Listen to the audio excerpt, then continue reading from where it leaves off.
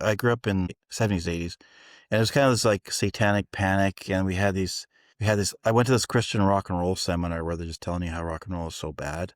And I remember they're sitting there as a 18-year-old and thinking, these guys don't know how to exegete a 3-minute pop song. Why should I trust them with exegeting the Bible properly? It's like I'm the first of the Gen Xers. And so I grew up listening to the Beatles and stuff like that, but I never believed the Beatles. Like I'm like some of my old people a little bit older than me, they actually believe this stuff. So I already had that kind of cynical attitude towards that kind of hippie generation. I think what punk does for me, and other forms of rock too, is it helps me move away from kind of that numbed attitude towards life. It's like going through, like just skating through life. It kind of wakens you to the reality of life, right?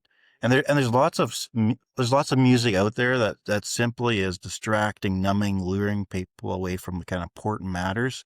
But punk just kind of is in your face. This is like, you need to think about this. There's like a lot of times I was laying on my bed listening to music and thinking about, what does this all mean? Like those big questions get asked there. I don't think they don't always have answers, but they ask the questions. And I think that's probably why I was disillusioned with kind of the Beatles stuff, is I didn't want their easy answers. I wanted someone just to ask questions and say, "Oh, I'm not sure." And then I found God as being the answer to that, but I couldn't. They didn't provide like easy answers for these questions, so they made you wrestle. And there's a lot of music that doesn't do that. And a lot of music is like, here's a problem, I'm going to solve it, and then everyone's happy. But punk, I think, helps to get away from that numbing. So I don't think it's everything, but I think it gets you partly there.